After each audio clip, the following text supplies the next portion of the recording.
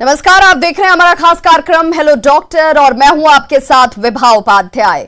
देश में कोरोना की दूसरी लहर कमजोर होने लगी है। मरीजों के आंकड़े लगातार घट रहे हैं। कोरोना की दूसरी लहर में जो बात सामने आई वो है पहली लहर के मुकाबले दूसरी लहर में बच्चे ज्यादा संक्रमित हुए। इसी से जानकार इस बात की आशंका जाहिर कर रहे हैं कि कोरोना की तीसरी लहर बच्चों के लिए ज्यादा खतरनाक साबित हो सकती है। ये बात डराने के लिए नहीं बल्कि आपको सावधान करने के लिए है। संक्रमण की स्थिति में बच्चों की हालत ज्यादा तेजी से खराब हो सकती है। अभी तक बच्चों के लिए वैक्सीन नहीं आई है, लिहाजा चिंता जो है वो लाजमी भी है और सबसे ज्यादा भी है। लेकिन चिंता करने से ज्यादा इस वक्त जरूरी ये है कि आप सावधानी बरतें, सावधान रहें, अफवाहों पर ध्यान ना दें, जानकारों की बात ध्यान से सुनें। अगर आपके पास कोई ऐसा ही सवाल है जिससे आप परेशान हैं, अगर आप इस पर कोई शंका का समाधान चाहते हैं तो आप हमें कॉल कर सकते हैं, क्योंकि हमारे इस खास कार्यक्रम हेलो डॉक्टर में एक्सपर्ट डॉक्टर्स की पूरी टीम मौजूद है जो आपके तमाम सवालों का जवाब देंगी। तो फिर देर किस बात की, फोन उठाइए, कॉल लगाइए और समाधान पाइए।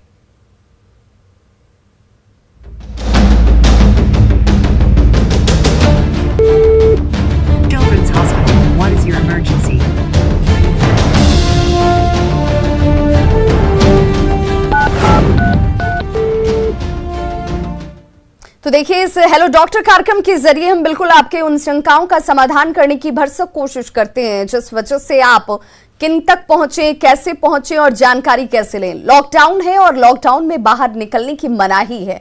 घर पर बैठे आपको सुरक्षित तरीके से जानकारी मुहैया हो सके, वो भी डॉक्टरों की जुबानी। इसी कोशिश में हमने इस कार्यक्रम की शुरुआत की है और हमारे इस आज के खास कार्यक्रम में जो गेस्ट पैनलिस्ट हमारे साथ जुड़े हैं उनका तारुफ मैं सबसे पहले आपसे कराती चलूं। डॉक्टर बीपी सिंह, एचओटी कार्डियोलॉजी विभाग, आईजीएमएस से हमारे साथ इस वक्त लाइव जुड़ गए हैं। सर, आपका बहुत बहुत स्वागत है। डॉक्टर सुभाष चंद्रा, निदेशक हैं एलएनजीपी हॉस्पिटल से, हमारे साथ आपका भी स्वागत है सर जुड़ने के लिए। Doctor Shravan Kumar, child specialist हैं, हमारे साथ इस वक्त जुड़ गए हैं। सर, आपका भी बहुत स्वागत है।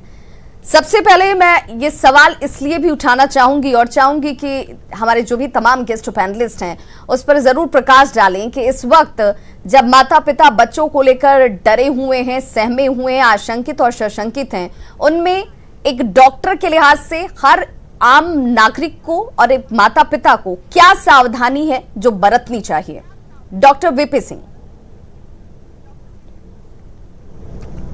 देखिए रिया जी, मैं आपके माध्यम से अपने दर्शकों को बताना चाहूँगा कि ये जो तीसरी लहर की बात हो रही है कि बच्चों में आएगी, ऐसा कोई डायरेक्ट एविडेंस मेडिकल लिटरेचर में नहीं है।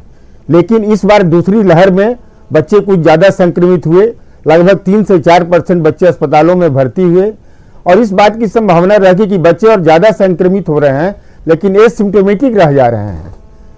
ऐसे पता नहीं चल रहा है कितने बच्चे संक्रमित हुए। और दूसरा, adult population, old population vaccinated हो गया, कुछ प्रोटेक्शन तो हुआ ही और वो समझते भी हैं, मास्क लगाते हैं, जो कोरोना एप्रोप्रिएट बिहेवियर है वो फॉलो करते हैं। बच्चे उतना फॉलो नहीं कर पाते। इसलिए इस बार जो हमारे जो मैनेजर्स हैं, जो कोरोना कंट्रोल करने के लिए सरकार जो इतनी प्रयत्नशील है, वो चाह रहे हैं कि पहले से हम लोग तैयार रहें, हम लोग कॉट अनअवेयर ना रहें। बच्चों के संक्रमण रोकने की पूरी तैयारी कर ली जाए, आइदर उनको वैक्सीनेट किया जाए और उनके पेरेंट्स पूरा वैक्सीनेटेड रहें और उनका केयर पूरा लें, तब हम बच्चों में संक्रमण को कम कर पाएंगे। बिल्कुल, हमारे साथ डॉक्टर साहब कॉलर जुड़ गए हैं पटना से। अमरेंद्र, आप अपना सवाल पूछिए। जी, मैं 65 साल का हूँ और डायबिटिक हूँ और एंडोप्लास्ट भी मेरा हो चुका है और मैं घर में 1.5 महीना से बिल्कुल स्वस्थ हूँ। तो मैं कोवाडेक्स एक में खा रहा था, 30 टेबलेट खाया और सेलिन 30 टेबलेट खाया।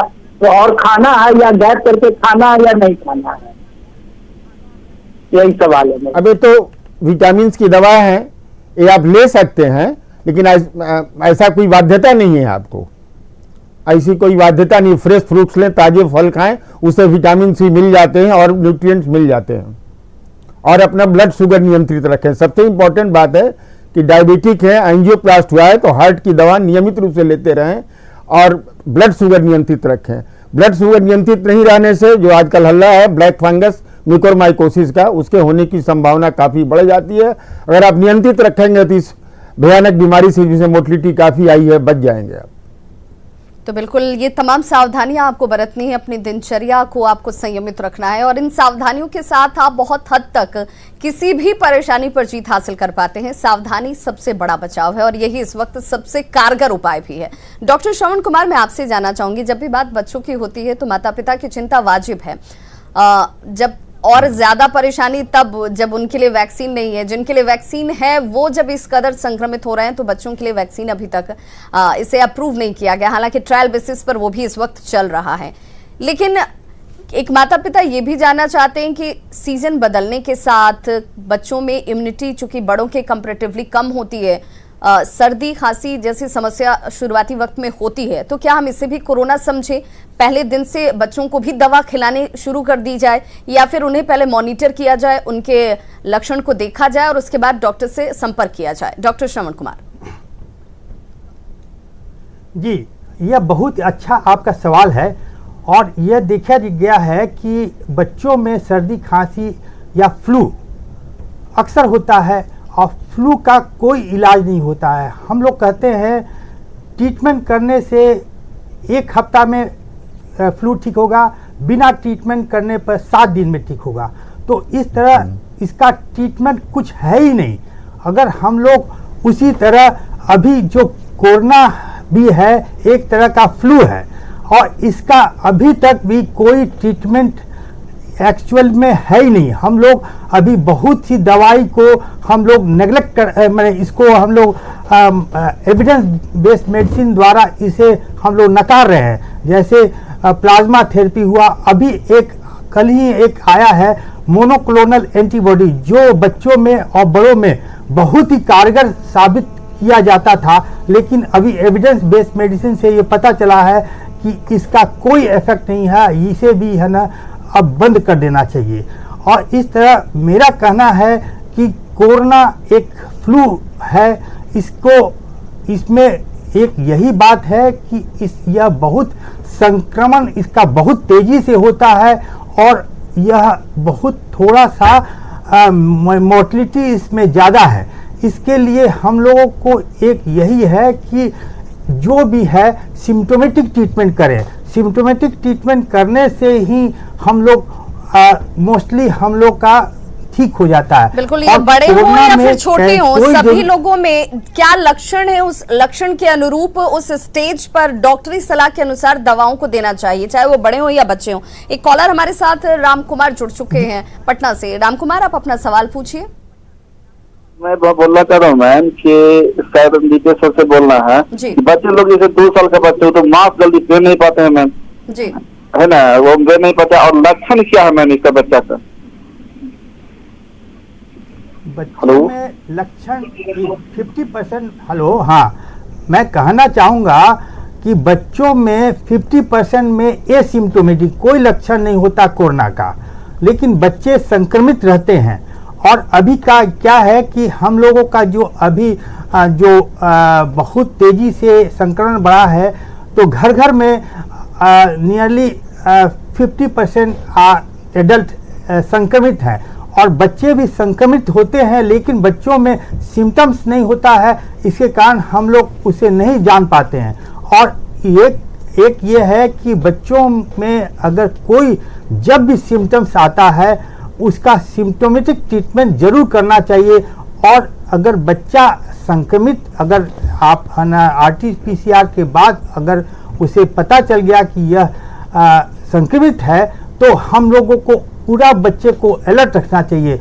और बच्चे में एक सबसे बड़ी बात है कि 2 से 3 हफ्ता के बाद बच्चा एसिम्प्टोमेटिक रहता है, लेकिन उसे multi system inflammatory syndrome of children, यह एक ऐसा रिस्पांस होता है कोरोना वायरस के प्रोटीन्स के अगेंस्ट में कि इसके कारण बच्चे का सारा ऑर्गन एक इन्फ्लेम होता है। जैसे कि अभी जो बच्चों में हम लोगों को बच्चे पे शरीर में चकता, बच्चे का स्किन रैश, डायरिया, बच्चे को हर तरह का बच्चे का हर सिस्टम, जैसे कि दिमागी बुखार, टाइप का सिस्टम, ये सब हो जाता है। इसलिए मेरा कहना है कि मल्टी सिस्टम इन्फ्लामेटरी सिंड्रोम को भी हम लोग नज़रअंदाज नहीं करें। 2 हफ्ता 3 हफ्ता के बाद भी यह आता है, तो अतः बच्चों को अगर होता है तो करीब 1 महीना तक बच्चे को हम लोग पूरी तरह से देखभाल करें, और उसके बाद ही जब तक बच्चे में इम्यूनिटी डेवलप कर जाती है तब हम लोग जानेंगे कि बच्चा आपका पूरी तरह से बिल्कुल। देखिए, तो बच्चे में इम्यूनिटी डेवलप करने के लिए क्या बच्चों को बिना किसी सिम्टम्स के, बिना किसी दूसरी तरह की परेशानी के भी प्रिकॉशनरी कुछ दिया जा सकता है क्या? डॉक्टर सुभाष चंद्रा हमारे साथ जुड़े हुए निदेशक हैं LNGP हॉस्पिटल के। सर, मैं आपसे जानना चाहूंगी, बड़ों के लिहाज से हमने बहुत चर्चाएं की, बड़े अब इस बात को समझ भी रहे हैं, लेकिन बच्चों में किसी भी चीज को इम्प्लीमेंट कराना बहुत मुश्किल होता है, बहुत कठिन होता है। उनको कन्विंस करना और बहुत देर तक उनको उसी व्यवहार में शामिल रखना बहुत मुश्किल होता है। लेकिन इस बीच इस सवाल का मैं जवाब लूं, एक कॉलर हमारे साथ जुड़ गए हैं, दिलकुश जा, आप अपना सवाल पूछिए। हाँ जी, मेरा एक सवाल है। मैं 4-5 दिन से मेरा लूज मोशन हो रहा है और थोड़ा बहुत अंदर फीवर भी समझ में आ रहा है, तो क्या मुझे कोविड टेस्ट करवाना चाहिए या क्या आपने फीवर जांच की है? आपने थर्मामीटर से चेक किया है कि आपकी बॉडी टेम्परेचर क्या आ रही है, और इसके अलावा आपको और कोई परेशानी? नहीं, उसके अलावा और कोई परेशानी नहीं है। डॉक्टर सुभाष चंद्रा, मैं चाहूंगी कि आप जरूर इन्हें सजेस्ट करें, इन्हें क्या करना चाहिए। देखिए, इस बार जो कोरोना का संक्रमण हुआ उसमें GI प्रॉब्लम्स के साथ भी सिम्टम्स आ रहे हैं, और आपके पास फीवर है तो उसको रिकॉर्ड कर लीजिए। आज 5-6 दिन आपके हो चुके हैं, आप तुरंत इमीडिएटली अपना कोरोना का टेस्ट करा लीजिए, रैपिड एंटीजन RT-PCR टेस्ट, और सिम्टोमेटिक ट्रीटमेंट आपको लेना होगा लूज मोशन के लिए, फीवर के लिए, और चौकन्ना रहना है कि अगर आपको खांसी वगैरह आती है तो उसके अनुसार एंटीबायोटिक्स वगैरह ले करके अपने चिकित्सक से संपर्क करें। आप पटना में हैं तो हमारे अस्पताल में आ सकते हैं, यहाँ पर हमारे यहाँ टेस्टिंग की फैसिलिटीज़ है, टेस्ट आप ज़रूर करा लें। कल भी मुझे एक सज्जन मिले थे जिनको GI प्रॉब्लम्स था, हमने टेस्ट उनका कराया, अभी रिपोर्ट उनकी आई नहीं है, आज हो सकता है उसकी रिपोर्ट आ जाएगी। तो अपना थोड़ा सा कॉशियस जरूर रहें। बिल्कुल, सावधानी आपको जरूर बरतनी है। और देखिए, अगर आप सिम्टम्स को रिपीट देख रहे हैं या फिर जिन सिम्टम्स की चर्चा की जा रही है जिनमें अब डायरिया भी शामिल हो चुका है, तो आप वैसे स्थिति में से इग्नोर न करें। उसके बाद डॉक्टरी सलाह के अनुरूप आप पहले दिन से अगर व्यवहार रखते हैं तो आपकी परेशानी ज्यादा खराब स्थिति तक नहीं पहुंचती है, आप उससे पहले रिकवर कर जाते हैं। हमारे साथ एक कॉलर जुड़ के हैं, बबलू पटना से। बबलू, आप अपना सवाल पूछिए। हाँ मैडम, मैं जान सकता हूँ कि मेरा ऑपरेशन हो चुका है जी, तो क्या ये सुइया ले सकते हैं क्या? वैक्सीन ले सकते हैं या नहीं ले सकते हैं, आप ये जानना चाह रहे हैं? जी। किस चीज का ऑपरेशन हुआ? हालांकि ऑपरेशन से किसी तरह का कोई ताल्लुक नहीं है वैक्सीनेशन का, फिर भी आपके किस बात की ऑपरेशन हुई है? हर्निया का और हाइड्रोसिल का। डॉक्टर सुभाष चंद्रा, क्या सजेस्ट करेंगे इनको आप? जी देखिए, ये तो रूटीन आपका ऑपरेशन हुआ है हर्निया और इसका, तो आप वैक्सीन तो एक सुरक्षा कवच है, इसको लेने में तनिक भी देर न करें, आप ले लीजिए और अपने इस अमृत को ज़रूर पाइए और अपने को सुरक्षित कर लीजिए। आपका तो ऑपरेशन के बाद स्टिच वगैरह कट चुका होगा और आप अभी घर पे हैं, तो अगर आप कंफर्टेबल फील करते हैं अपने वुंड से तो जल्दी से नियरेस्ट सेंटर पर। आपकी उम्र क्या है? अगर 45 से ऊपर की है तो आपको कोई रजिस्ट्रेशन करने की आवश्यकता नहीं होगी, और अगर 18 और 45 के बीच की है तो आप अपना स्लॉट बुकिंग करके पटना ज़िला में जहां भी आपको जगह मिलता है वहां जा कर के नियमित टीका ले लें। बिल्कुल, तो टीका लेने को लेकर किसी तरह की गलतफहमी में ना रहें, गफलत में ना रहें, डरने की ज़रूरत नहीं है। वैक्सीनेट ज़रूर हूँ, ये आपको सुरक्षा प्रदान करता है। डॉक्टर वीपी सिंह हमारे साथ जुड़े हुए हैं। डॉक्टर वीपी सिंह, चूँकि इस वक्त हम लगातार बच्चों को फोकस में रख करके चर्चा को जारी रख रहे हैं, मैं ये जानना चाहती हूँ कि अगर बच्चों को इम्यून मजबूत करने के लिए डाइट के अलावा, योगा के अलावा, अगर माँ बाप चाहते हैं कि उन्हें मल्टीविटामिन दिया जाए, उन्हें इस तरह की कुछ दवाओं का सेवन करना चाहिए क्या, जो उनके इम्यून को मजबूत करे, जिसके कोई साइड इफेक्ट ना हो और बच्चे ऐसे इम्यून वाइज ज्यादा मजबूत रहें, संक्रमित कम हो? देखिए, इस इम्यूनिटी बूस्टर पर काफी चर्चा हो रही है और इस बात पर मैं क्लियर कर देना चाहूंगा कि अभी तक कोई ऐसी दवा नहीं है जो इम्यूनिटी को बूस्ट करे। काफी तरह के प्रचार आ रहे हैं, तरह तरह के अंग्रेजी दवाओं में भी कहा जा रहा है बढ़ाएंगे, आयुर्वेदिक दवाओं में भी कहा जा रहा है कि बढ़ाएंगे। आप अपने बच्चों को ताजे फल, जो नॉर्मल न्यूट्रिशियस डाइट दें, उसी से आपका इम्यूनिटी बूस्टअप होगा। कोई दवा ऐसी नहीं है मार्केट में, एलोपैथिक और आयुर्वेदिक, जो इम्यूनिटी बूस्टर के तौर पर दी जाए।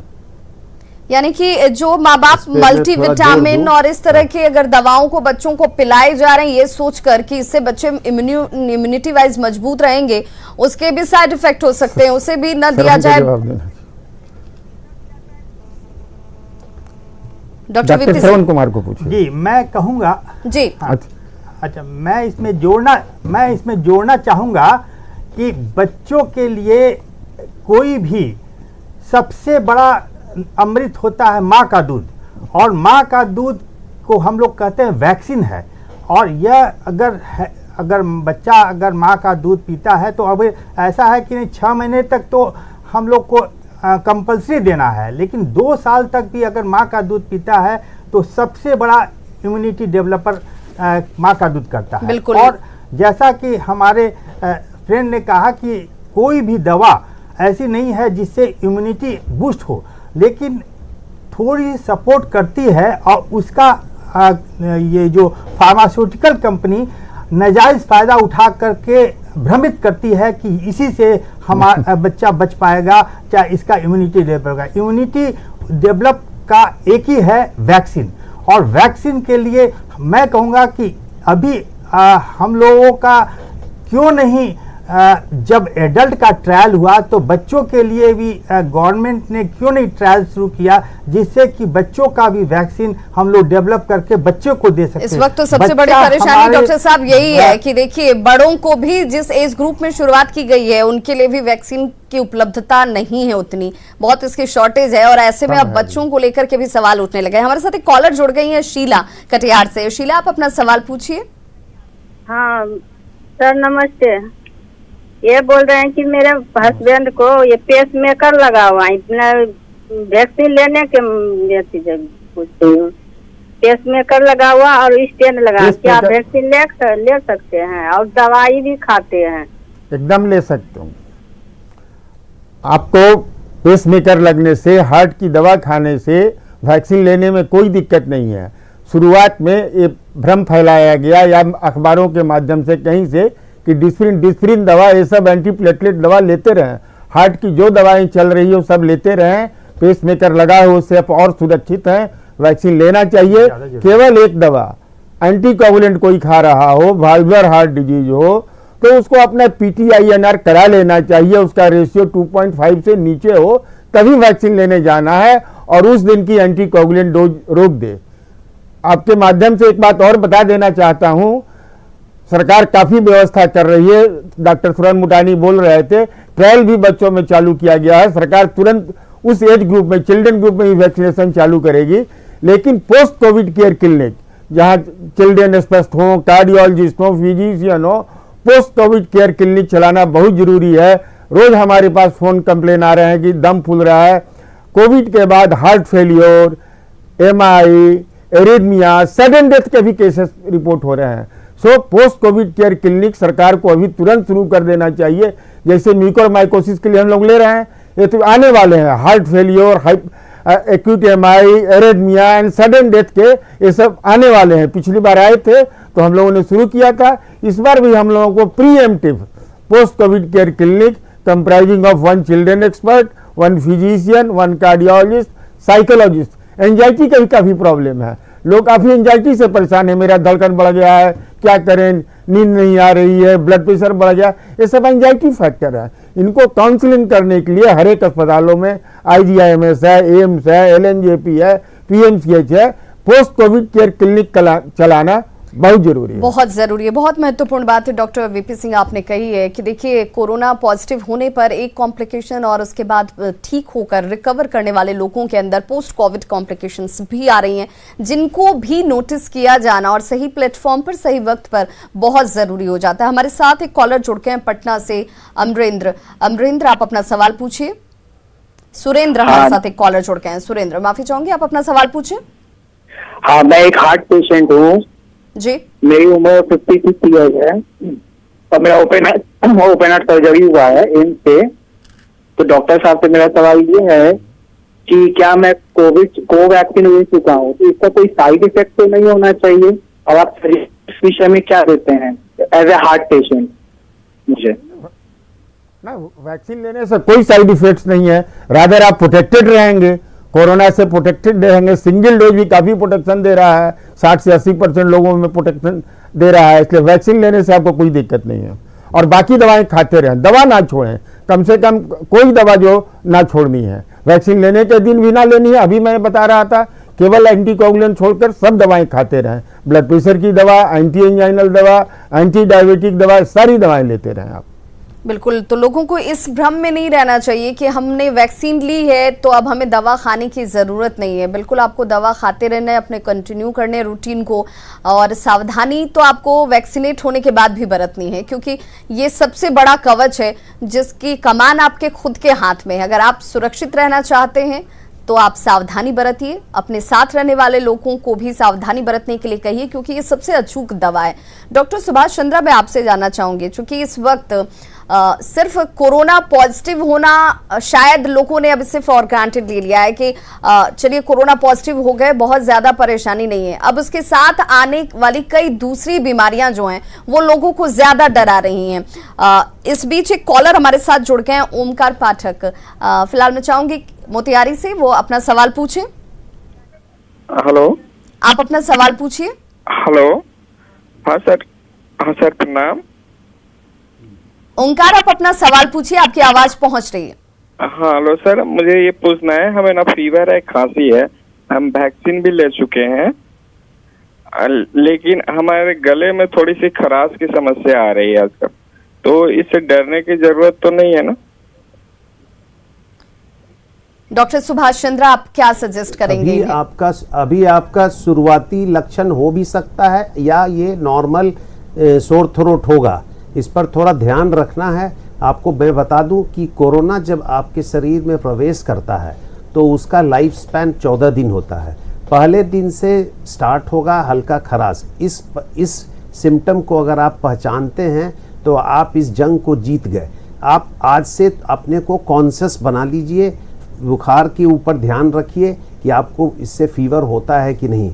डरने की कोई आवश्यकता नहीं है, क्योंकि 88% पीपल इसको फाइट ओवर करके इससे विजय पा लेता है। सिर्फ कुछ लोग जो इसको समझ नहीं पाते हैं, शुरुआती दौर पर इसको नहीं अपना आकलन कर पाते हैं, तो वही लोग इसके कॉम्प्लिकेशंस में चले जाते हैं। 14 डेज में तो कोरोना का लाइफ ख़त्म हो जाएगा, लेकिन इससे उत्पन्न जो कॉम्प्लिकेशंस होगा उसके कारण लोग परेशान हो जाते हैं, लंग्स इन्वॉल्व हो जाता है, फिर लंग्स की ट्रीटमेंट स्टार्ट होती है, वेंटिलेटर, ऑक्सीजन, ये सारी चीज़। तो आप इसको पहचान गए हैं, आप अपना स्टीम लेना शुरू करें, गार्गल करें, ध्यान रखें कि इसमें आपको बुखार आता है या नहीं आता है। अभी तो हम लोग बताते हैं विटामिन सी के लिए तो नींबू लीजिए, फल लीजिए, अभी थोड़ा व्यायाम कीजिए, अनुलोम विलोम का वो जो डीप ब्रीदिंग एक्सरसाइज है वो भी कीजिए, और अपने को और दूसरों लोगों से बचा के रखिए, सुरक्षित हो जाइए, थोड़ा आइसोलेशन में रहिए कि अगर ये आपको है तो कहीं ऐसा ना दूसरे को पटे। और इसके साथ साथ आप अपना टेस्ट भी करा लीजिए। टेस्ट पॉजिटिव आए नहीं आए इसके पीछे मत दौड़िए, भागिए, आप अपने को प्रिकॉशनरी मेजर्स में चले आइए और अपना आज से प्रिकॉशन सब लेना शुरू कर दीजिए। आप बिल्कुल ठीक हो जाइएगा। हो सकता है कोरोना ये नहीं भी हो और ऑटोमेटिक बहुत लोग को इस तरह से हल्का फुल्का सिम्टम आया, पता भी नहीं चला, उसने जांच भी नहीं कराया और वो ठीक भी हो गया। तो इस तरह का भी पॉपुलेशन बहुत सारा है। मैं अपने पूरे अस्पताल में, मेरे यहाँ तो टेस्टिंग का बहुत चलता है, वैक्सीन भी चल रहा था, पेशेंट्स भी आते हैं, पॉजिटिव भी लोग निकलते हैं। एक एक दिन में 50-50 पॉजिटिव पेशेंट्स आ रहे थे। हम लोग उस अस्पताल में रेगुलर जा रहे हैं, लेकिन बचाव कैसे किए? बचाव सिर्फ मास्क लगा के किए। मास्क लगा बहुत बड़ा हथियार है, बहुत बड़ा वैक्सीन है ये मास्क। इससे आप अगर आपके अगल बगल से कोई संक्रमित व्यक्ति भी पास कर गया और उसके वायरस उसके सांस से निकल रहा है तो ये आप तक नहीं पहुंचेगा, उसके बाद आप सुरक्षित रहें। हम अभी भी नहीं हैं और हमने वैक्सीन भी ले रखा है और हमने अपना टेस्ट कराया था तो उसमें एंटीबॉडी भी करीब 32 के बराबर है। तो इसलिए मैं आपको बहुत एकदम आराम से बताता हूं कि घबराने की भी कोई बात नहीं है। घबराने से आदमी ऐसे ही मर जाता है। जैसे अगर मेरे सामने एक सांप आ जाए तो मेरे पूरे रुआं खड़े हो जाते हैं, मेरे को वो टच भी नहीं किया, तो इसका मतलब कि मेरे अंदर कुछ चेंजेस तो जरूर आया, कुछ हार्मोन्स का सिक्रीशंस हुआ, वो हमको अंदर ही अंदर डैमेज करता है। तो इसलिए सांप को अगर दिखा करके पिन गरा दिया जाए तो लगेगा कि सांप ने ही काट लिया। बहुत सारा पीएचसी वगैरह में लोग सांप को मार के साथ लेते आते हैं और कहते हैं कि यही सांप था और उसको काट लिया। पता चला कि वो नॉन पॉइजनस सांप था, वो पॉइजनस सांप को जो दिखा उसको बिल्कुल, लेके यानी कि आपको खुद अपने अंदर उसके... से इस भाव को भी मजबूत रखना है, आपको इस पॉजिटिविटी को बनाए रखना है कि पॉजिटिव होना कोई गुनाह नहीं है और पॉजिटिव हो जाना मौत की वजह भी नहीं है। आप अगर संयमित रहते हैं और अपने व्यवहार को संयमित रखते हैं, आप डॉक्टरी सलाह के अनुरूप व्यवहार बनाकर रखते हैं तो आप ठीक हो जाते हैं और आप सुरक्षित भी रहते हैं। हमारे साथ एक कॉलर जुड़ गए मुजफ्फरपुर से, राजीव, आप अपना सवाल पूछिए। हाँ सर, सवाल मेरा ये है कि पॉजिटिव होने के कितने दिन बाद में फिर वैक्सीन लिया जा सकता है? डॉक्टर वीपी सिंह, मैं चाहूंगी कि आप इन्हें बताएं कि कितने दिनों के बाद ये वैक्सीनेट हो सकते हैं। अब जो इसके बारे में तो क्लियर गाइडलाइन आ गई है। अभी तो पहले तो था कि 2 हफ्ते के बाद आप ले सकते हैं, 2 से 4 हफ्ते के बाद, लेकिन अभी तो आ गया 3 महीने के बाद, 12 वीक के बाद लेना है।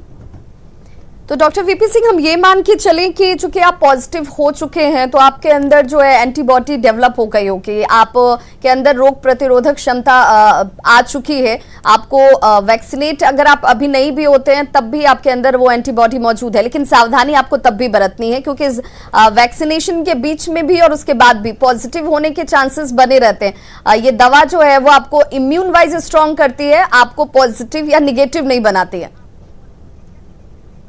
2 बात बताता हूं मैं इसमें जी। हमारे बहुत सारे कलीग डॉक्टर्स की काफी मोटिलिटी हुई है। बिहार में 96 डॉक्टर ने इस कोरोना की लड़ाई में शहीद हो गए। मैं अपने मित्रों के साथ उनको श्रद्धांजलि देता हूं और ये बात सोचने की है कि जो ऑलरेडी वैक्सीनेटेड हैं, दोनों डोज ले चुके हैं, तो एज्यूम किया जाता है कि उनको इम्यूनिटी कोविड-19 का अगेंस्ट हुई है। लेकिन मेरी समझ है और इस आपके माध्यम से अपने डॉक्टर बंधुओं को भी और हर एक आम आदमी को भी ये सलाह देना चाहता हूं कि आप वैक्सीन लिए, इसका ये मतलब नहीं है कि अपना गार्ड लोअर डाउन कर दीजिए। प्रिकॉशन लोअर डाउन नहीं करना है, आपको मास्क लेने हैं, आपको डिस्टेंसिंग, सोशल डिस्टेंसिंग मेंटेन करनी है, भीड़ भाड़ में नहीं जाना है। जो डॉक्टरों में इतनी मोटिलिटी हुई, हम लोग इस बात पर सीरियस विचार कर रहे हैं आखिर क्यों हुआ, ये वैक्सीनेटेड लोगों ने आखिर क्यों इन्फेक्ट हुए। क्योंकि जो वैक्सीन देने के समय जो डेटा हम लोग बता रहे हैं, ये बता रहे हैं कि 100% immunity against the serious infection. Even then we have lost इतना 96 डॉक्टर बिहार में और ऑल इंडिया लेवल पर काफी 400 के इस वेव में, पिछले वेव में तो भी काफी लोग मरे थे। ये बात सोचने की है। मैं डॉक्टरों को भी सलाह दूंगा, आम आदमी को भी सलाह दूंगा कि डोज वैक्सीन दोनों लेने के बाद भी या सिंगल डोज भी लियो, प्रिकॉशन में रहिए। मास्क बहुत जरूरी चीज है, अपने को आइसोलेट रखें, कोरोना अप्रोप्रिएट बिहेवियर रखें। सवाल है 2-3 महीने का, ये फिर वेव चली जाएगी, जून जुलाई जाते जाते वेव चली जाएगी फिर आगे। इससे बचने का यही एक रास्ता है, यही एक रास्ता है और इससे आम खास डॉक्टर जो कोरोना वॉरियर के तौर पर आपके लिए डॉक्टरी पेशे में जुड़े हुए हैं और आपके सामने कवच बनकर खड़े हैं, उनके लिए भी ये उतनी ही एप्लीकेबल है जितनी कि एक आम और लेमैन के लिए एप्लीकेबल है। हमारे साथ एक कॉलर मुंगेर से आभास कुमार जुड़ गए हैं। आभास, आप अपना सवाल पूछिए। हेलो, आप अपना सवाल पूछिए। मेरे पापा हार्ट का दवाई खाते हैं, क्या वो वैक्सीन ले सकते हैं सेकेंड डोज? हाँ अभी हम तो जवाब दे ही रहे थे इस प्रश्न का। हार्ट के मरीज को वैक्सीन लेने में कोई दिक्कत नहीं है, वैक्सीन ले ही लेना चाहिए। आप ज्यादा प्रोटेक्टेड रहेंगे कोविड के अगेंस्ट। बिल्कुल, तो प्रोटेक्शन के लिए ये बहुत जरूरी है। और देखिए, डोज आप का- किसी तरह के भ्रम में मत पड़िए, कोई शंका या दुविधा मन में नहीं होनी चाहिए कि वैक्सीन लेने के बाद लोगों की मौत हो जा रही है, वैक्सीन लेने के बाद लोग परेशान हो जा रहे हैं या उन्हें किसी तरह की समस्या खड़ी हो जा रही है। वैक्सीन आपको इम्यून वाइज स्ट्रांग करती है, आपको मजबूती प्रदान करती है। इससे इसका कोई ताल्लुक नहीं है, जहां तक डॉक्टरी जानकारी आप तक पहुंच रही है। और ये बता रहे हैं कि सिर्फ और सिर्फ अगर कोई हादसा किन्हीं के साथ होता है या कोई इस वजह से कैजुअलिटी होती है तो उसके पीछे आपकी लापरवाही एक बड़ी वजह होती है। आप किसी दूसरी बीमारियों से संक्रमित हो सकते हैं, ये एक बड़ी वजह हो सकती है। लेकिन वैक्सीनेट होने की वजह से आपकी मौत हो गई, ये अभी तक प्रूफ नहीं हुआ है, ऐसी कोई स्थिति नहीं है। डॉक्टर श्रवण कुमार हमारे साथ बने हुए हैं। डॉक्टर श्रवण कुमार, चूंकि अभी थर्ड वेव की आशंका है, लेकिन हमें इसे बहुत संजीदगी से लेना है, इसे लेकर हमारी तैयारी जरूर होनी चाहिए। आपको लगता है कि जो गलती हमने पहली वेव के बाद की थी, हम उसे लाइटली ले रहे थे, हमने कैजुअलिटीज भी उस वजह से झेली है, बच्चों को लेकर हमारी तैयारी पुख्ता है? आपको लगता है ऐसा? बच्चों के लिए जो तैयारी है पुख्ता है, यह कहना ठीक नहीं होगा, क्योंकि जैसे कि अभी हम लोग पाए हैं कि अभी जो सिस्टम था वो अप्रोप्रिएट नहीं है। बच्चों के लिए तो अभी कोई भी तैयारी नहीं है, ना वैक्सीन की तैयारी है और ना दवा भी जो बड़ों में जो रिकमेंडेड है वो बच्चों के लिए कंट्राइंडिकेटेड है। तो इसलिए बच्चे अभी किस तरह से उनको मैनेज किया जाएगा, यह अभी पूरी तरह से उसका कोई प्रोटोकॉल नहीं बना है और कोई तैयारी नहीं। जैसे कि अभी हम लोग के बिहार में ही जो दिमागी बुखार होता है, तो जिस समय दिमागी बुखार होता है उस समय बच्चे इतने ज़्यादा संख्या में आते हैं और हम लोग को मयोपुर में जो होता है उसमें आईसीयू की व्यवस्था नहीं थी। अब आईसीयू गवर्नमेंट ने 300 बेड की आईसीयू का प्रावधान कर दिया, लेकिन जब तक आईयूसी बना तब तक वो बीमारी ही ठीक हो गई। इसलिए मेरा कहना है कि अभी से ही हम लोगों को पूरा प्रोटोकॉल और पूरी व्यवस्था रखनी चाहिए कि जिससे कि हम लोगों को अपने बच्चों का पूरा जो इंटेंसिव केयर हम लोग कर पाए। बिल्कुल, ये बहुत जरूरी है। देखिए, जब प्यास लगे तब कुआं खोदने चले, तब तक कई लोगों की प्यास की वजह से जान चली जाती है। अभी इस दूसरे वेव में बहुत सारे लोगों की जान ऑक्सीजन की कमी की वजह से चली गई। शायद ये लोग जीवित होते अगर उन्हें वक्त पर ऑक्सीजन मिल पाता, व्यवस्थाएं मिल पाती, डॉक्टर तक उनकी रिच हो पाती, डॉक्टरों के सामने लोगों की उनकी भी मजबूरी कि वो चाहकर भी लोगों को बचा नहीं पा रहे थे क्योंकि व्यवस्थाएं उतनी नहीं थी। बच्चों को लेकर ये हालात पैदा ना हो, व्यवस्थाएं पहले से पुख्ता हो, इसकी कोशिश जरूर होनी चाहिए, चाहे थर्ड वेव आए या ना आए। हमारे साथ एक कॉलर जुड़ गए हैं इस वक्त, सूरज पटना से ये कॉलर हमारे साथ जुड़ रहे हैं। सूरज, आप अपना सवाल पूछिए। जी, हम पूछना चाहते हैं कि हेलो जी, आप अपना सवाल पूछिए, आपकी आवाज आ रही है। हम पूछना चाहते हैं कि स्तनपान कराने वाली महिलाएं वैक्सीन ले सकती है या नहीं? हाँ, यह बहुत ही अच्छा प्रश्न है। यह स्तनपान कराने वाली महिला को जरूर लेना चाहिए, क्योंकि उसके वैक्सीन लेने से उनके जो दूध में वह इम्यूनिटी डेवलप रहेगा और बच्चे को वह प्रोटेक्ट करेगा। और यह देखा गया है, इवन मतलब कि पहले था प्रेग्नेंट मदर को वैक्सीन नहीं देना चाहिए, लेकिन अभी ये इंडिकेशन है प्रेग्नेंट मदर को भी हम लोग वैक्सीन दे सकते हैं।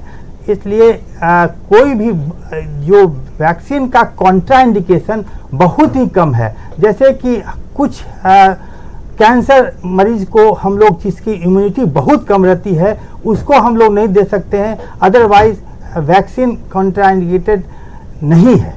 और वैक्सीन तो को जहां तक जो वो ब्रेस्ट अमली फीडिंग समझ के मदर लेना हैं, चाहिए। जो बच्चों को स्तनपान करा रही हैं, दूध पिला रही हैं, उन माओं के लिए भी अब वैक्सीन जो है वो सुरक्षित है, ये गाइडलाइन सामने आ चुकी है, उन्हें भी वैक्सीनेट होना चाहिए। हमारे साथ एक कॉलर जुड़ गया मनोज पटना से। मनोज, आप अपना सवाल पूछिए।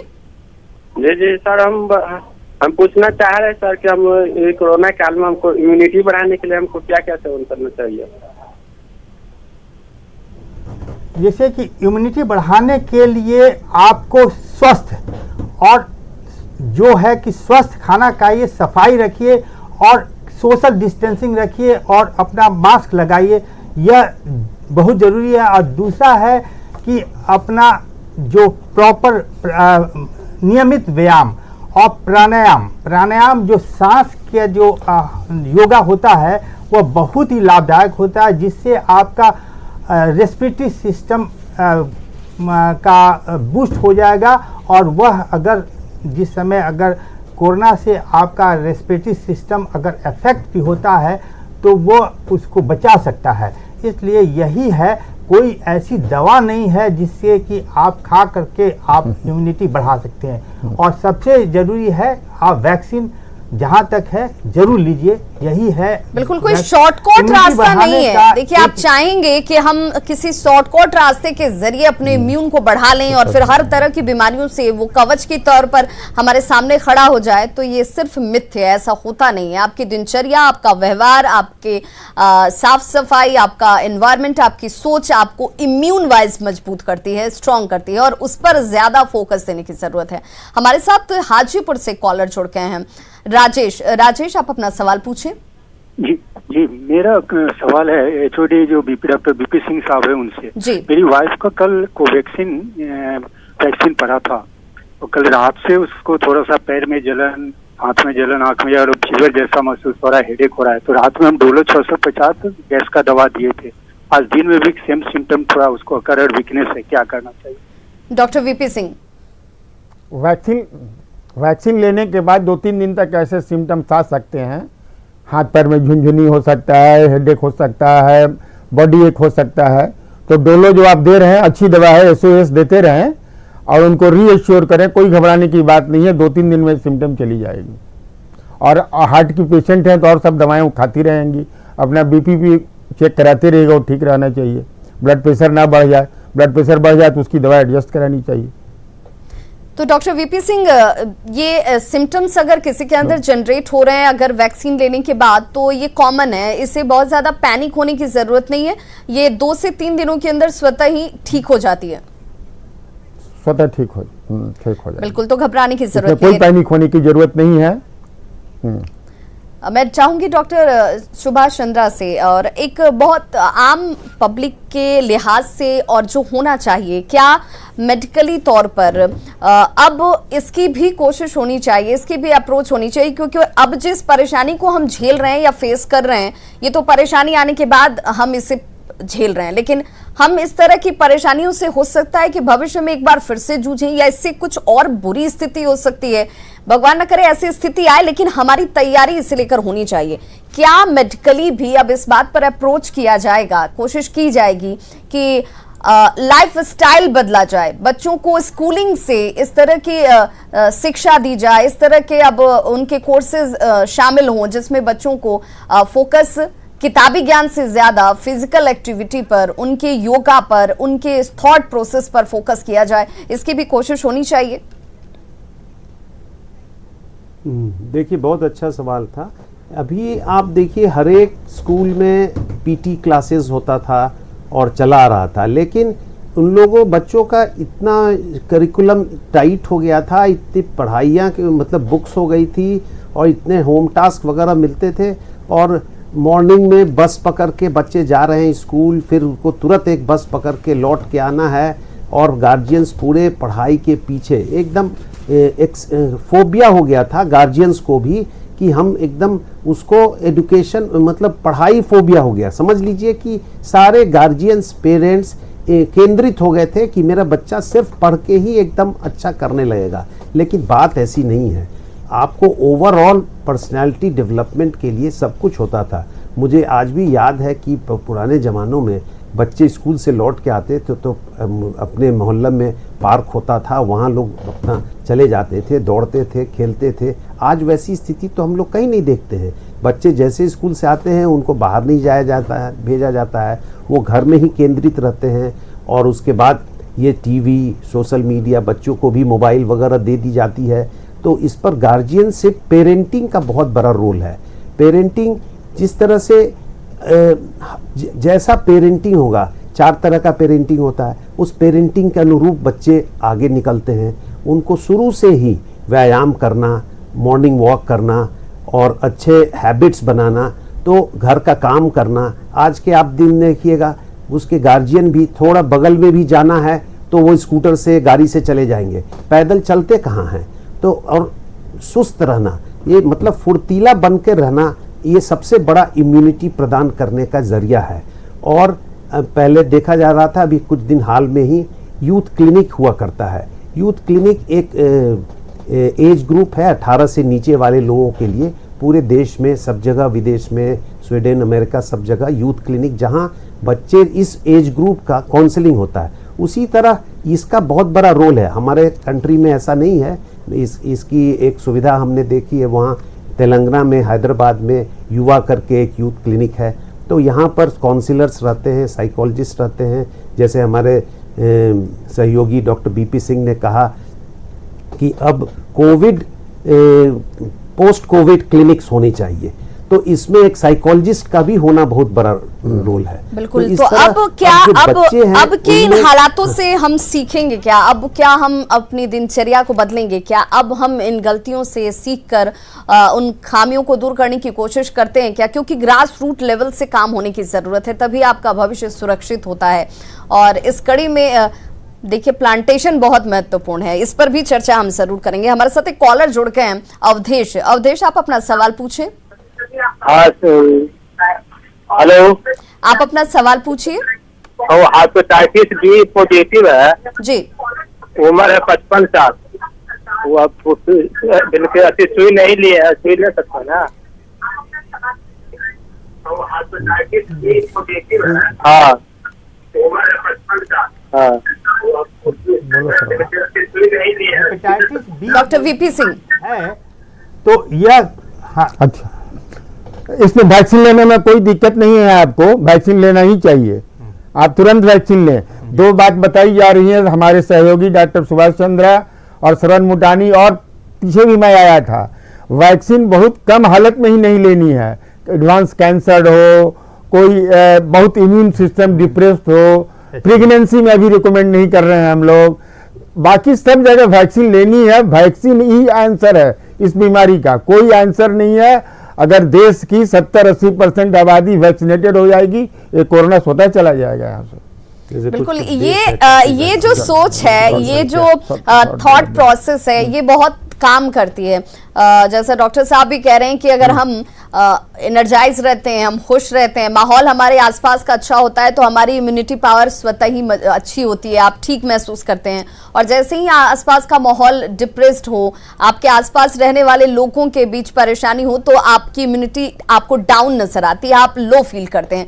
तो ये सब कुछ आपकी बॉडी खुद महसूस कर जनरेट करती है। तो आपको सबसे पहले तो खुद ये मानना है और ये जानना भी है कि कोई भी वक्त जो इस वक्त आपको डरा रहा है या परेशान कर रहा है, यह स्थायी नहीं है, ये भी टल जाएगा, बीत जाएगा, और इसकी कमान आपके हाथ में ही है। अप्रोप्रिएट बिहेवियर बहुत जरूरी है। हमारे साथ एक कॉलर इस वक्त जुड़ गए, मैं चाहूंगी नितेश हमारे साथ जुड़े हैं। नितेश, आप अपना सवाल पूछिए। मैम, एक्सोडी कार्डियोलॉजिस्ट जो है सर वीपी सिंह, उनसे है कि ये जो SLE बीमारी है, उससे जो पीड़ित व्यक्ति है, क्या वो वैक्सीन ले सकते हैं? डॉक्टर वीपी सिंह, वैक्सीन लेना है, उनको ही वैक्सीन लेना है। वैक्सीन लेने से उनको फायदा ही रहेगा। और SLE के लिए जो दवा उनको प्रिस्क्राइब है इस बीमारी के लिए, वो दवा छोड़ेंगे नहीं, वो सब लेते रहेंगे, और वैक्सीन लेना है उनको। बिल्कुल। तो देखिए, वैक्सीन जो है वो इस वक्त सबसे मारक कह लीजिए और सबसे कारक कह लीजिए, वो दवा है आपके सामने। और अभी तक तो आप इस बात से परेशान हो रहे थे कि कोई दवा नहीं मौजूद है। हालांकि ये कोरोना पॉजिटिव अगर आप हो जाते हैं तो उसको ठीक करने की दवा नहीं, आपको इम्यून वाइज स्ट्रांग करने की दवा है जो आपको प्रोटेक्ट करती है, एक शील्ड तैयार करती है आपके शरीर के अंदर, जो बीमारियों से लड़ती है, आपको संक्रमित होने से बचाती है, गंभीर किसी तरह के कॉम्प्लिकेशंस आपको ना हो उससे आपको प्रोटेक्ट करती है। डॉक्टर वीपी सिंह, हम क्या ये भी माने कि अभी तक जो कैजुअलिटीज हैं, जो डेथ हैं, या फिर भविष्य में अगर इस तरह की चीजें सामने आती हैं, उसके पीछे कोरोना जिस सिम्टम्स की हम चर्चा करते हैं बहुत बेसिक सी एक फ्लू जैसी सिम्टम्स है, लेकिन इसकी वजह से ऑर्गन फेल्योर होना या फिर जिस तरह का ऑक्सीजन को लेकर के परेशानी हो रही है, ये एक बहुत बड़ा रीजन है और इस पर वर्कआउट होने की जरूरत है। देखिए, दो बात की चर्चा मैं करूंगा इसमें। शुरू जो सेकेंड वेव आया तो शुरू में हम लोग कॉट अनअवेयर हो गए, हमारे इंफ्रास्ट्रक्चर ऑक्सीजन सप्लाई मैच नहीं कर रहे थे। तो पिछली बार मैंने बताया था कि इस कोविड-19 के इलाज में दो बातों का ख्याल रखना है कि आप जांच दे दें, RT-PCR दे दें, कोरोना किट जांच करें, और आप पिछली बार चर्चा करें तो कोविशील्ड भी अब आ जाने वाला है जिसमें मरीज स्वयं टेस्ट कर सकेंगे। तो टेस्ट रिजल्ट का इंतजार नहीं करना है, इलाज शुरू कर देना है, क्योंकि इनिशियल 4 और 5 डेज बहुत इंपॉर्टेंट है। और मैंने उससे सलाह दिया था, अभी भारत सरकार के गाइडलाइन में नहीं है, मैं अपने मरीजों को एक एंटीवायरल फेविपिराविर फेविफ्लू करके आता है जरूर देता हूं इनिशियल 4 से 6 डेज में। और कोई जो एंटीबायोटिक प्रिस्क्राइब्ड है, जिथ्रल, विटामिन सी, जिंक वगैरह लीजिए। 6-7वें दिन बुखार ना उतरे स्टेरॉइड जरूर ऐड करिए। स्टेरॉइड के बारे में हल्ला है, ऐसा नहीं है, जुडिशियस यूज करना ही करना है। 6-7वें दिन बुखार ना उतर रहा हो, स्टेरॉइड यूज करें 6-7 दिनों के लिए। अगर ऐसा आप करेंगे तो बहुत 5 से 10% लोग कॉम्प्लिकेशन में जाएंगे, जिनको ऑक्सीजन, एडमिशन, और जिनको साइटोकाइन स्टॉर्म सिंड्रोम सेट कर गया, वहां जैसा डॉक्टर श्रवण मोटानी बता रहे थे, कोई दवा काम नहीं आती, monoclonal antibody, this that, mortality rate is very high, 50 से 80%। और जो सीरियस आईसीयू में मरीज मर रहे हैं उनमें 40 से 60% तो हार्ट के कार्डियोवास्कुलर कॉजेज के कारण मर जा रहे हैं, एरिथमिया हो जा रहा है, हार्ट अटैक हो जा रहा है। लक्षणों के दौरान ही उसे पहचान कर उसके एप्रोप्रिएट बिहेवियर करने लगे, ये बहुत महत्वपूर्ण हो जाता है, और तब आपकी रिस्क जो है वो कम हो जाती है, आपकी जान पर खतरा कम होता है। हमारे साथ एक कॉलर जुड़ गए हैं, सुबोध, आप अपना सवाल पूछिए। मेरा सवाल था कि कोई ब्लैक फंगस या व्हाइट फंगस अगर कोई पेशेंट है तो उसके संपर्क में जाने से भी क्या उसको भी हो सकता है? मैं कहना चाहूँगा कि जो ब्लैक फंगस का जो हैवॉक क्रिएट हुआ है उसमें ब्लैक फंगस नहीं कॉज है, मेन कॉज है इम्यूनिटी। और इम्यूनिटी में अगर हम जैसे वायरस होता है कोरोना वायरस, वो भी इम्यूनिटी कम कर देता है। और अगर हम लोग स्टेरॉइड इनएप्रोप्रिएट मतलब ज़्यादा डोज में अगर देते हैं तो इम्यूनिटी कम हो जाती है। और यह फंगस ऐसा नहीं है कि किसी के द्वारा होता है, किसी को इन्फेक्शन हो गया इसलिए होगा। फंगस तो पूरा एनवायरनमेंट में फैला हुआ है, हवा में, पानी में। जैसे कि आप देखिएगा, एक पका हुआ केला को छील करके हम लोग 2 दिन छोड़ दें, उसके ऊपर काला काला जो परत आ जाती है वह ब्लैक फंगस ही है। वह ब्लैक फंगस इसलिए हो गया कि वह स्टेगनेंट, जहाँ भी स्टेगनेंट वाटर होगा, पानी होगा, जहाँ भी अगर मान लीजिए जो आपका नेजल ब्लॉकेज रहा और वह इन्फेक्टेड हुआ तो वो जो म्यूकोरमाइकोसिस जो फंगल ब्लैक फंगस जिसको कहते हैं वह अपॉर्चुनिस्टिक है। जैसे इम्यूनिटी डाउन होती है और उसे एप्रोप्रिएट मिलता है, जैसे मिलता है उसके बाद वो आपको अफेक्टेड कर देता है। बिल्कुल, बहुत महत्वपूर्ण जानकारी आप सभी डॉक्टर्स ने हमारे दर्शकों तक पहुंचाई। घर बैठे आप इन सुझावों के अनुरूप अपने व्यवहार को बनाकर रखें।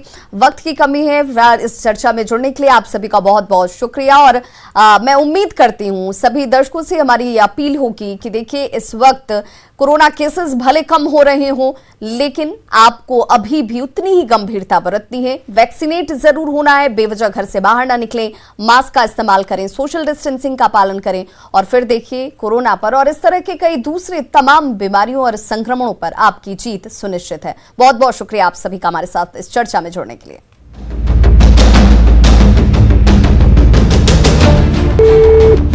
Children's Hospital, what is your emergency?